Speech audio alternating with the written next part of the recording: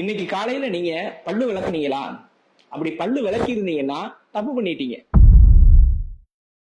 பல்லு விளக்குனீங்கன்னா கல்லீரலுக்கு ஆபத்து. பல்லு விளக்குனீங்கன்னா இதயத்துக்கு ஆபத்து. பல்லு விளக்குறதுனால நம்மளுக்கு பல்வேறு மருத்துவ பிரச்சனைகள் வரும். அதனால பல்லு விளக்காதீங்க அப்படின்னு நம்மளுடைய மரபு சொல்லுது.